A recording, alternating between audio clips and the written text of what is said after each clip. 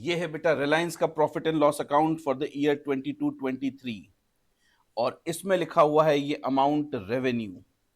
Revenue क्या होता है और इसको कैसे पी एंड एल अकाउंट में बुक करते हैं, बस इसी के लिए बना हुआ है हमारा अकाउंटिंग स्टैंडर्ड 9। ये अकाउंटिंग स्टैंडर्ड 9 आज हम लोग जल्दी जल्दी रिवाइज कर रहे हैं। सबसे पहले बात करते हैं ये अकाउंटिंग स्टैंडर्ड 9 डील किस में करता है। देखिए ये डील करता है कि रेवेन्यू को कब रिकॉर्ड किया जाए। जब भी कोई सेल होती है तो सेल में 3 तरह के ट्रांजैक्शन होते हैं। एक होता है जिसको हम बोलते हैं डिलीवरी, जब हम गुड्स का फिजिकल पोजीशन पास करते हैं। दूसरा होता है उसकी ओनरशिप का ट्रांसफर, उसके टाइटल का ट्रांसफर, एग्रीमेंट होता है। और तीसरा होता है कैश का पेमेंट। अब सेल किस समय माने और रेवेन्यू किस समय रिकॉग्नाइज करें, ये इस स्टैंडर्ड में अलग अलग केसेस में समझाया हुआ है। तो टाइमिंग्स हमारे पास हैं। अब इससे पहले कि अपन ये डिटेल पढ़ें, बेसिक चीज समझ लेते हैं। रेवेन्यू हम AS9 में बात करते हैं ordinary activities of the enterprise. और ये ऑर्डिनरी एक्टिविटीज किससे? ये ऑर्डिनरी एक्टिविटीज या तो सेल ऑफ गुड्स से, या रेंडरिंग ऑफ सर्विसेज से, और या फिर हमारे अपने रिसोर्स हम किसी और को काम में लेने दें तो उससे मिलने वाले पेमेंट से। जैसे अगर हम हमारा पैसा किसी और को काम में लेने दें तो उससे मिलेगा हमको रिटर्न क्या? इंटरेस्ट। तो इंटरेस्ट, हमारी कोई इंटेंजिबल एसेट है, ट्रेडमार्क है, पेटेंट है, कॉपीराइट है, हम उसको किराए पर दे दें तो उसका जो किराया मिलेगा रॉयल्टी। और या फिर इन्वेस्टमेंट से मिलने वाला डिविडेंड। इन सबको बुक्स में लिखने के लिए क्या अकाउंटिंग के रूल्स हैं वो AS9 में लिखे हुए हैं। Sale of goods, provision of services, rendering of services and resources जो दूसरे जने हमारे काम में ले रहे हैं, और उससे हमें मिलता है इंटरेस्ट, रॉयल्टी और डिविडेंड। एक एक करके रूल समझते हैं। सबसे पहले तो कुछ रेवेन्यूज ऐसे हैं जो किसी और स्टैंडर्ड में कवर हो रहे हैं, कहीं और से कवर हो रहे हैं, तो वो AS9 में कवर नहीं होते। जैसे सर कंस्ट्रक्शन कॉन्ट्रैक्ट्स AS7 में कवर हो रहा है। Hire purchase and lease AS19 में कवर हो रहा है। गवर्नमेंट ग्रांट या इससे मिलती जुलती सब्सिडीज, इसके लिए भी हमारे पास स्टैंडर्ड है। और इंश्योरेंस कंपनी से को मिलने वाला बिजनेस, तो ये रेवेन्यूज हमारे इस स्टैंडर्ड में कवर नहीं होते। अब कुछ ऐसे रेवेन्यूज हैं जो हम इस स्टैंडर्ड के पर्पज से रेवेन्यू का पार्ट ही नहीं मानते। P&L में लिखेंगे प्रॉफिट का पार्ट है, लेकिन इस AS9 के हिसाब से रेवेन्यू का पार्ट नहीं। कौन से हैं? जैसे नॉन करेंट असेट, कोई बिल्डिंग है, कोई व्हीकल है, कोई कंप्यूटर्स हैं, उनकी सेल पर अगर कोई गेन होता है तो हम उस गेन को इस AS9 का रेवेन्यू नहीं मानते। P&L में लिखेंगे अदर इनकम की तरह से। अनरियलाइज्ड गेन, यानी अगर रिवैल्यूएशन करते हैं किसी नॉन करेंट असेट का तो उसको भी हम रेवेन्यू नहीं मानते, उसको रिवैल्यूएशन रिजर्व में लिखते हैं या जो भी उसके अलग रूल हैं। करेंट असेट के मामले में सर करेंट असेट अगर सेल हो जाए तो क्या उसको रेवेन्यू मानेंगे? यस बेटा, सेल होना तो वही हुआ ना, ऑर्डिनरी कोर्स ऑफ बिजनेस में सेल ऑफ गुड्स, तो ये तो रेवेन्यू है। लेकिन अगर उनका रिवैल्यूएशन हो तो AS9 में कवर नहीं होगा। ऐसे ही natural increase in herds and agriculture and forest product, ये भी इसमें कवर नहीं होता है। फॉरेन एक्सचेंज के मामले में रियलाइज्ड गेन हो या अनरियलाइज्ड गेन हो, दोनों ही इंक्लूड नहीं होते हैं। और सेम लायबिलिटीज के लिए हमारी जो ऑब्लिगेशन है, चाहे करंट लायबिलिटी हो, लॉन्ग टर्म लायबिलिटीज हो, अगर हमने कोई लायबिलिटी का पेमेंट किया और उससे हमें कुछ फायदा हो गया, कम पेमेंट करना पड़ा, कम में सेटलमेंट हो गया, तो क्या वो फायदा AS9 का रेवेन्यू माना जाएगा? नहीं बेटा, वो AS9 का रेवेन्यू नहीं माना जाएगा। ऐसे ही लायबिलिटी के रिवैल्यूएशन पर अगर गेन हो गया तो वो भी AS9 का रेवेन्यू नहीं माना जाता है। तो ये क्या चीज AS9 में नहीं आती है? एक आध बार क्वेश्चन आया हुआ है। रेवेन्यू का मतलब है ग्रॉस इनफ्लो ऑफ कैश और रिसीवेबल्स और अदर कंसिडरेशन। तो हमको जो भी सेल करके कैश मिलता है, रिसीवेबल्स यानी डेटर्स बनते हैं, या कोई और कंसिडरेशन होता है, अदर कंसिडरेशन, उसका ग्रॉस अमाउंट, नेट अमाउंट नहीं, ग्रॉस अमाउंट, टोटल अमाउंट हमारे लिए रेवेन्यू है। खर्चे माइनस करने से पहले का अमाउंट, ये हमारे लिए रेवेन्यू है। लेकिन साथ में क्या लिखा है? In the course of ordinary activities. इसके ऊपर अपन ने डिटेल क्लास में बहुत लंबा टाइम लिया था। तो ये ऑर्डिनरी कोर्स ऑफ बिजनेस में जो हमारे पास सेल ऑफ गुड्स हो रहे हैं, रेंडरिंग ऑफ सर्विसेज हैं, या दूसरी जो इनकम है इसमें इंक्लूड हो रही है, वो सब हमारे लिए रेवेन्यू है। लेकिन इसका एक एक्सेप्शन था। एक्सेप्शन क्या था? एजेंसी का रिलेशन हो, यानी हम एजेंट की तरह काम कर रहे हैं, प्रिंसिपल का सामान हमारे पास आया, ओनर का सामान हमारे पास आया और हमने उसके बिहाफ पर यह सामान सेल किया, तो हमारा रेवेन्यू केवल हमारा कमीशन है। वो जो सेल का ग्रॉस अमाउंट है जो हमें आगे प्रिंसिपल को देना है, वो रेवेन्यू नहीं है। जीएसटी रेवेन्यू का पार्ट नहीं होता है। आप जब सामान सेल करते हैं, मान लीजिए 100 रुपए का सामान सेल किया, उस पर आपने जीएसटी वसूला, तो टोटल आपको 118 रुपए रिसीव हुए, लेकिन रेवेन्यू 118 रुपए नहीं है। AS9 का रेवेन्यू 100 रुपए माना जाएगा। ये 18 रुपए आपने कस्टमर से तो लिए हैं, लेकिन गवर्नमेंट को देने हैं। ट्रेड डिस्काउंट रेवेन्यू का पार्ट नहीं होता है। ट्रेड डिस्काउंट बेटा जब हम सामान सेल करते हैं तब जो बार्गेन होता है वो ट्रेड डिस्काउंट है। अगर हमने किसी को एमआरपी बताया 200 रुपए और नेगोशिएट करके 180 में हमने सामान सेटल कर दिया, तो वो 180 की सेल हमारे लिए रेवेन्यू है।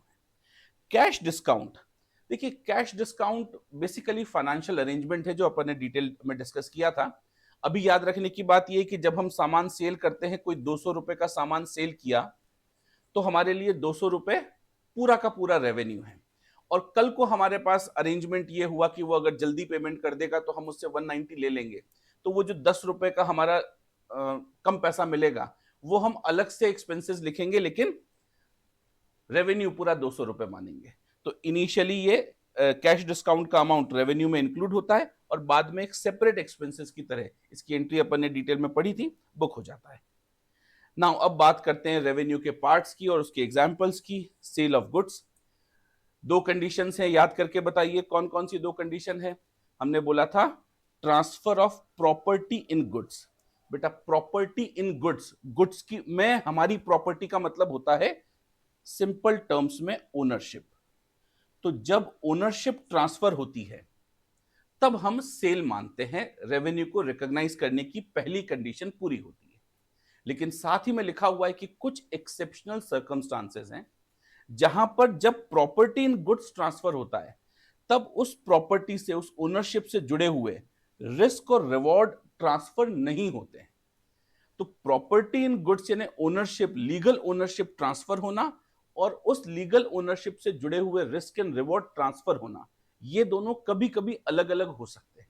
तो जब भी रिस्क एंड रिवॉर्ड ट्रांसफर हो जाएं तब हम पहली कंडीशन पूरी मान लेते हैं। और दूसरी कंडीशन है कि कोई सिग्निफिकेंट अनसर्टेनिटी ना हो अमाउंट को लेकर या कलेक्शन को लेकर। जब ये दोनों कंडीशन पूरी हो जाती है तो रेवेन्यू रिकॉग्नाइज हो जाता है। यानी हमारे पास क्या होना चाहिए? पहला, सेल ऑफ गुड्स के मामले में प्रॉपर्टी इन द गुड्स, या सिंपल टर्म्स में बोले रिस्क एंड रिवॉर्ड ट्रांसफर हो जाने चाहिए। अगर रिस्क एंड रिवॉर्ड ट्रांसफर हो रहे हैं तो पहली कंडीशन पूरी हुई। दूसरी कंडीशन, कोई सिग्निफिकेंट अनसर्टेनिटी नहीं होनी चाहिए। दोनों कंडीशन पूरी हो गई, रेवेन्यू हम रिकॉग्नाइज कर सकते हैं। एग्जाम्पल्स, और ये क्वेश्चन जितने आते हैं AS9 में इन एग्जाम्पल्स पर आते हैं। If delivery of goods is delayed by the buyer, हमने डिलीवरी का टाइम रखा मान लीजिए 10 अप्रैल का। 10 अप्रैल को बायर की तरफ से फोन आया कि भाई मैं अभी सामान नहीं ले पाऊंगा, आप डिलीवरी 1 महीने बाद कर दीजिए। बताइए रेवेन्यू कब रिकॉग्नाइज होगा? हमने बोला जी रेवेन्यू 10 अप्रैल को रिकॉग्नाइज हो जाएगा, जो ओरिजिनल डिलीवरी था। लेकिन डिलीवरी किसने डिले की है? बायर ने। सेल ऑन अप्रूवल, हमने सामान अप्रूवल पर भेजा है, तो सेल कब बुक होगी, रेवेन्यू कब रिकॉग्नाइज होगा? जब अप्रूवल मिल जाएगी। Sale is subject to installation, हमने सेल के साथ कंडीशन दी है कि हम इंस्टॉल करके देंगे आपको ये एसेट। तो जब ये एसेट इंस्टॉल हो जाएगी रेवेन्यू तब रिकॉग्नाइज करना है, जब तक इंस्टॉल नहीं होगी तब तक रेवेन्यू रिकॉग्नाइज नहीं करना है। गारंटी सेल, गारंटी सेल का मतलब होता है हमने जब सामान बेचा तो साथ में गारंटी ली कि अगर आपको सामान पसंद नहीं आए तो आप हमें ये सामान वापस कर सकते हैं। नॉर्मली इस केस में हम रेवेन्यू को पोस्टपोन नहीं करते हैं।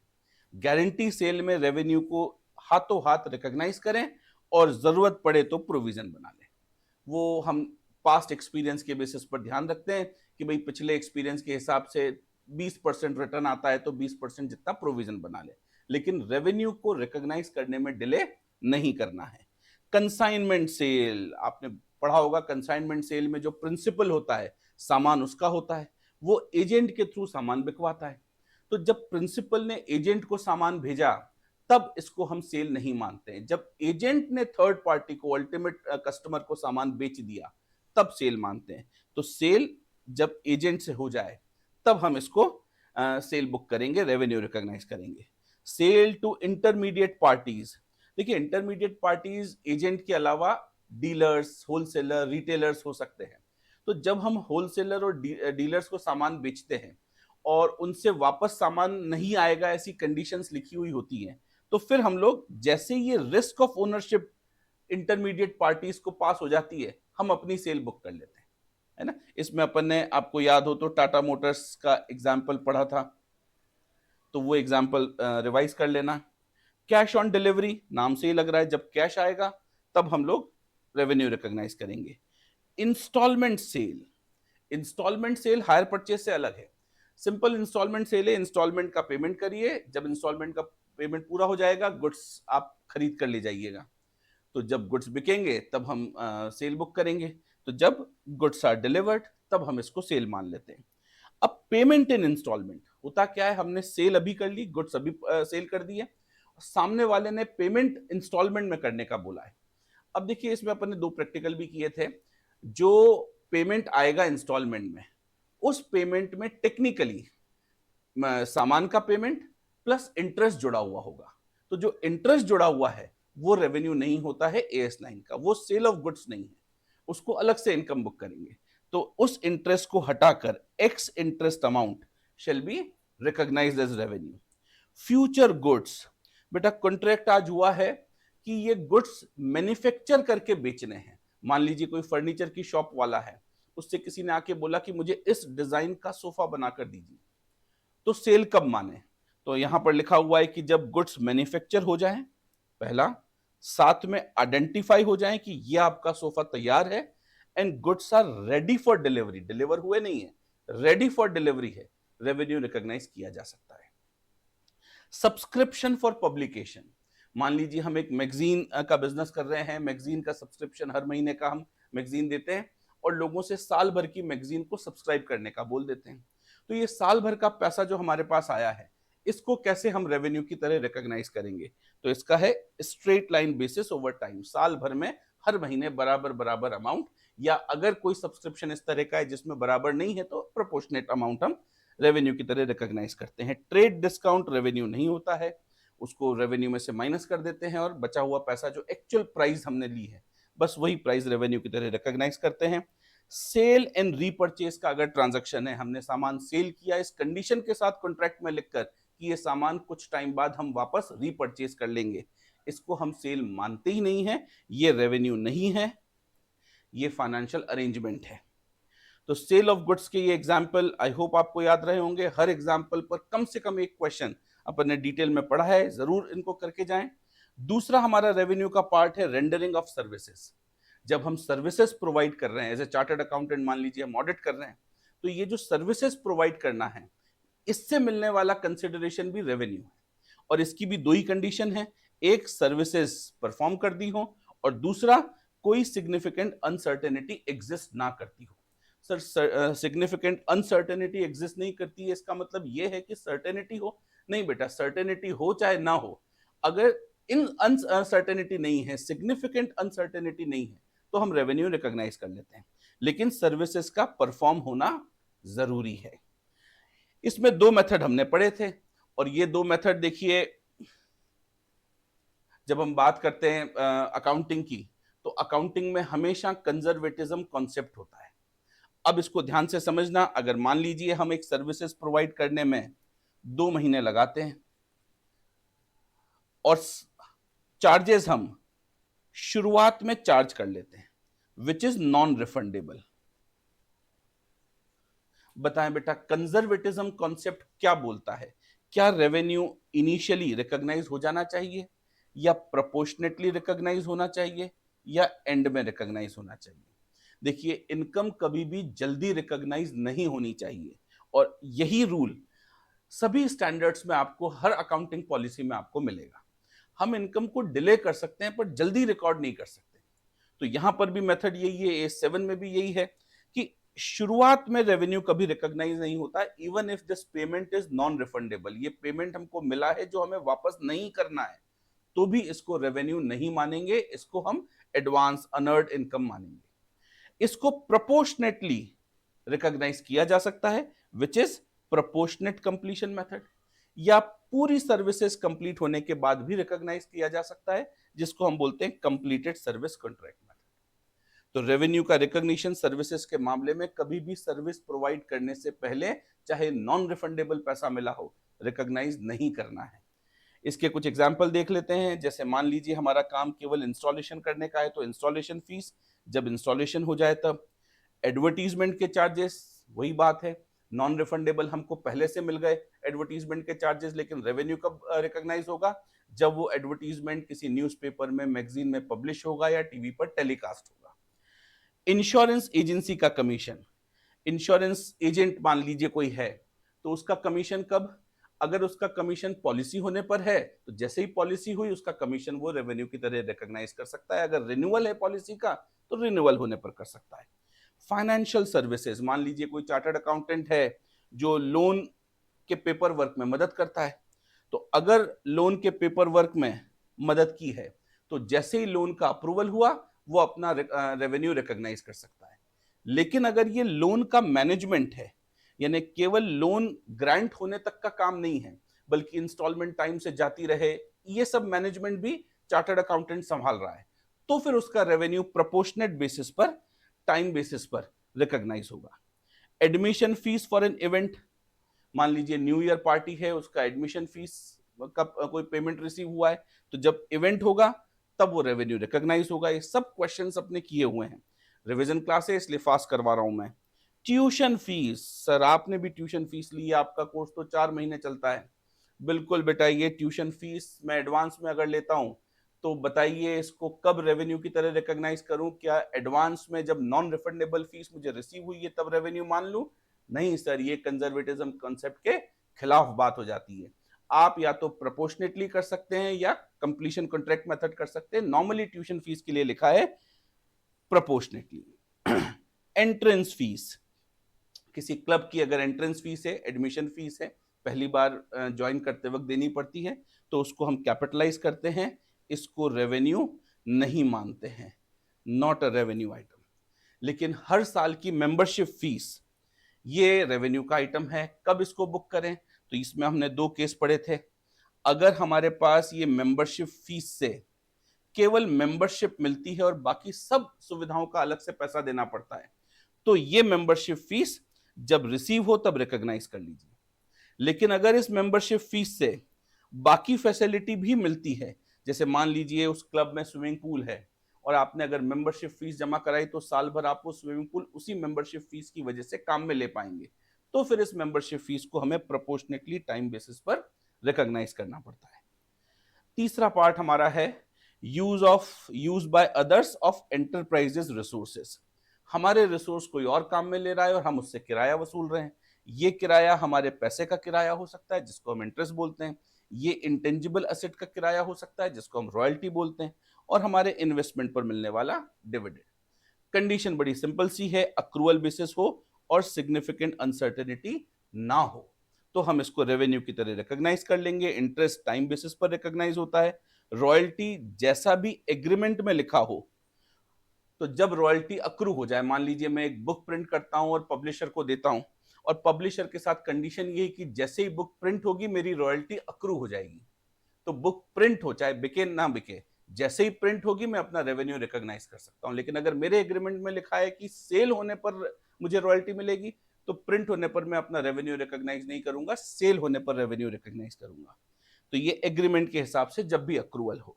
और डिविडेंड के मामले में रूल बड़े क्लियर हैं। जब डिविडेंड डिक्लेयर होता है, जब इन्वेस्टर को राइट टू रिसीव मिल जाता है डिविडेंड का, तब ये डिविडेंड इनकम की तरह रिकॉग्नाइज होता है। सर अनसर्टेनिटी का क्या इफेक्ट होता है? देखिए, अनसर्टेनिटी 2 चीजों में हो सकती है। अमाउंट में, मान लीजिए कोई रेट है, गवर्नमेंट के साथ कभी कभार होता है कि वो रेट का डिसीजन बाद में होता है। गन्ने के किसान हैं बेचारे, उनको बोलते हैं कि आप अपना फसल तो दे दो, फिर गवर्नमेंट रेट डिसाइड करेगी, तब आपको पैसा मिल जाएगा। ऑयल के मामले में भी, पेट्रोल के मामले में भी कभी कभार हो सकता है। तो अगर अमाउंट की अनसर्टेनिटी है, रेवेन्यू को हम पोस्टपोन कर देते हैं। दूसरी अनसर्टेनिटी हो सकती है कलेक्टेबिलिटी के बारे में, कि ये रेवेन्यू का पार्ट कलेक्ट होगा कि नहीं होगा। अगर हमें डाउट है कलेक्ट होने में, तो भी हम उसको पोस्टपोन कर देते हैं। तो जब भी हमारे पास कोई अनसर्टेनिटी होती है, रेवेन्यू को क्या करते हैं हम लोग, पोस्टपोन कर देते हैं, डिले कर देते हैं, बाद में रिकॉग्नाइज करेंगे।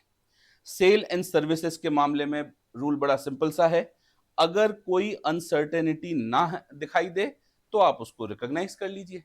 लेकिन क्लेम्स के मामले में, एस्केलेशन ऑफ प्राइस हो, एक्सपोर्ट इंसेंटिव हो, जहां पे भी हमारे क्लेम्स हैं, एक्स्ट्रा अमाउंट के क्लेम हैं, वहां पर आपको रीजनेबल सर्टेनिटी साबित करनी पड़ती है। सेल में साबित नहीं करना पड़ता कि पैसा आएगा। मान लीजिए आपने गुड सेल किए किसी कस्टमर को, तो वहां पर आपको ये एविडेंस इकट्ठे करने की जरूरत नहीं है कि पैसा आएगा, सर्टेनिटी है, नहीं। वहां पर केवल ये देखना है कि कोई अनसर्टेनिटी नहीं है, बात खत्म। सर ये चीज नहीं समझ में आई, बेटा देखो वापस वो लेक्चर जाके देखना, 3 सिचुएशन हो सकती है। एक सर्टेनिटी का एविडेंस, एक अनसर्टेनिटी का एविडेंस, और एक ना सर्टेनिटी है ना अनसर्टेनिटी है, हमें नहीं मालूम क्या होगा। तो वो तीनों अलग अलग केसेस हैं। तो sale of goods and services, इसके मामले में रूल क्या है, आपके पास सर्टेनिटी का एविडेंस हो चाहे ना हो, अनसर्टेनिटी का अगर कोई एविडेंस मिल गया तो पोस्टपोन करो। यानी सर्टेनिटी का एविडेंस भी नहीं है, अनसर्टेनिटी का भी नहीं है, तो क्या करेंगे बेटा, रिकॉर्ड कर लेंगे। जबकि क्लेम्स के मामले में आपको सर्टेनिटी का एविडेंस चाहिए। अगर आपके पास सर्टेनिटी का, यानी कलेक्शन होने का भी एविडेंस नहीं है, अनसर्टेनिटी का भी एविडेंस नहीं है, तो भी पोस्टपोन हो जाएगा पैसा। तो क्लेम के मामले में रूल थोड़ा सा अलग है, ये लैंग्वेज ध्यान से समझना। सब्सिक्वेंटली अगर अनसर्टेनिटी होती है तो हम रेवेन्यू को एडजस्ट नहीं करते हैं, हम एक अलग से प्रोविजन बनाते हैं। सर जैसा कि हर एक अकाउंटिंग स्टैंडर्ड में होता है, क्या कुछ डिस्क्लोजर रिक्वायरमेंट है? बिल्कुल, आपको अकाउंटिंग पॉलिसीज डिस्क्लोज करनी पड़ती है, और इसके लिए मैं फिर से रिकमेंड करूंगा, वही टाटा मोटर्स की अपनी ऑडिट एनुअल रिपोर्ट जाके चेक करें। जो हमने पढ़ा था वो अकाउंटिंग पॉलिसीज कैसे वो लोग वहां पर डिस्क्लोज करते हैं। और लास्ट है, अगर हमने कोई रेवेन्यू पोस्टपोन किया है तो उस पोस्टपोन का डिटेल हमको देना पड़ेगा। तो बेटा ये था समरी में अकाउंटिंग स्टैंडर्ड 9। क्वेश्चंस जब तक नहीं करेंगे तब तक इस स्टैंडर्ड की अंडरस्टैंडिंग नहीं आएगी। इसके क्वेश्चंस बहुत जरूरी हैं, छोटे छोटे क्वेश्चंस, थोड़े बड़े वाले क्वेश्चन, सारे क्वेश्चन करें। मुझे उम्मीद है कि इस अकाउंटिंग स्टैंडर्ड में से अच्छे खासे मार्क्स के क्वेश्चन आपके एग्जाम में पूछ सकते हैं। इस लेक्चर के लिए यहीं तक, थैंक यू।